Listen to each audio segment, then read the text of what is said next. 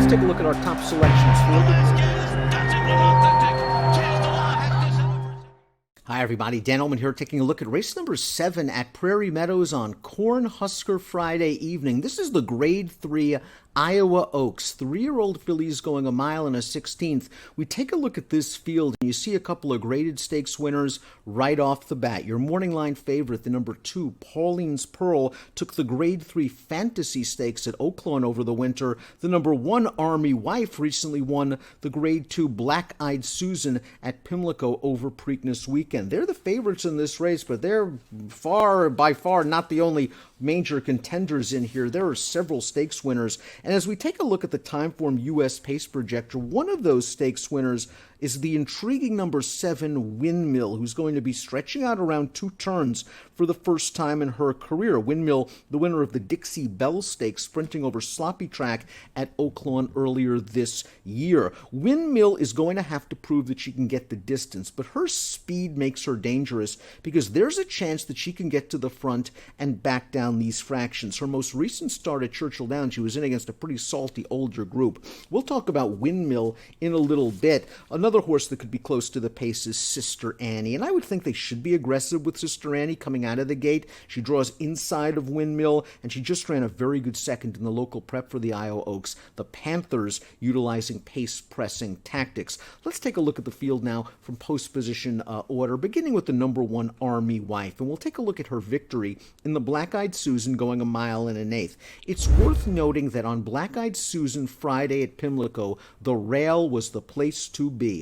Army Wife broke from the inside post position, saved ground most of the way, came outside the tired pace setter in the stretch, and was able to win it with an 86 Beyer speed figure. I think saving ground for most of the trip really helped Army Wife that day, and the Black Eyed Susan field hasn't come back strong just yet. Going to be able to turn back to a mile and a 16th here is Army Wife. She might be slightly more effective at slightly longer distances, but she certainly fits this race last standpoint. The 2 is Pauline's Pearl. She won the Fantasy 2 starts back, and she got a very nice trip that day. It just looked like this well-bred daughter of Tappet finally put it all together. When I mean well-bred, the dam is a Grade 1 winning half-sister to Kentucky Derby winner Always Dreaming. Pauline's Pearl worked out a nice stalking trip, came with a bid 3 wide into the stretch, and was game to win.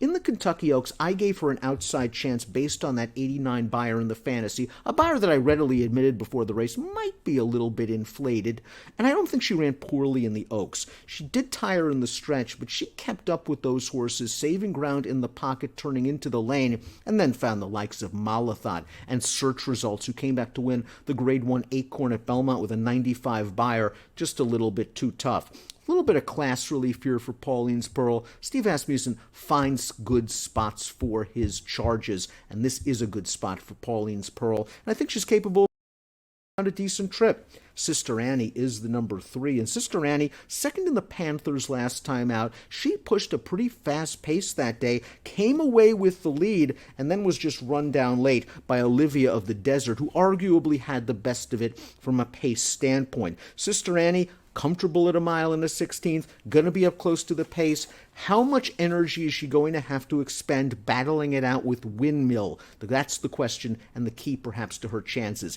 If she has to work too hard early, it could set things up for closers. The number 4 is She's a Mystery, very lightly raced daughter of Verrazano, has done little wrong on the racetrack. She is 2 for 2 on dirt, including a victory last time out at Indiana Grand, where she showed some versatility. In her previous win, she came from off of the pace. She was able to adapt to a slower pace scenario last time, stayed right up close to the pace, sprinted on home. She's improving incrementally from a Beyer standpoint from start better as she steps up in class, and from a pace standpoint, she's likely going to have to come from a little bit further out of it.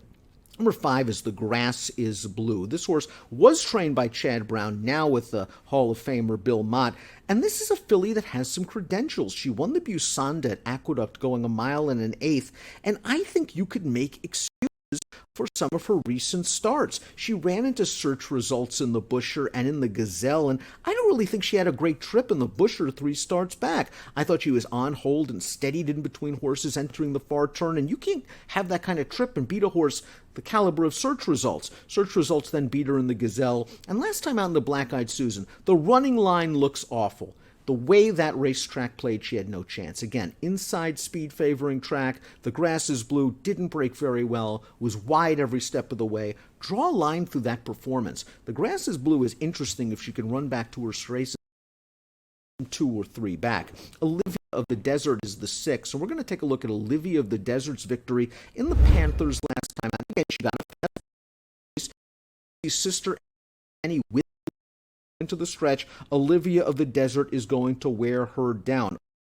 Olivia of the Desert is now a multiple stakes winner, but her best buyer speed figure of 78 isn't going to get it done, and I wonder how much upside is left in a filly that's already started 11 times. Give her a fast pace. She's going to come with a run. I need her to prove it to me again. Windmill is the number 7, stakes-winning sprinter, potential speed as she stretches out for the first time, and she might have just been in too tough last time out, going against some hard-hitting older filly and mare sprinters. The runner-up in that race, Miss Mosaic, came right back to finish 3rd in the Roxolana Stakes for older fillies and mares with a 92 buyer speed figure. 2-back Windmill was part of a very fast pace in the Grade 2 8 Bell Stakes, a race won by a quality filly named Obligatory who came from way out of it. Windmill was likely pace compromised in her last 2 races. Now she might be able to control the pace stretching out for the first time, and that makes her interesting for a very dangerous trainer in Larry Jones. Take a look at my top selections for the Grade 3 Iowa Oaks. I remain a fan of Pauline's Pearl. I'm willing to give her the Kentucky Oaks, perhaps too much too soon. I think her race 2 starts back in the Grade 3 Fantasy is an indicator of her true abilities, and I think she can work out a nice trip. I think she can get it done in the Grade 3 Iowa Oaks on Friday at Prairie Meadows.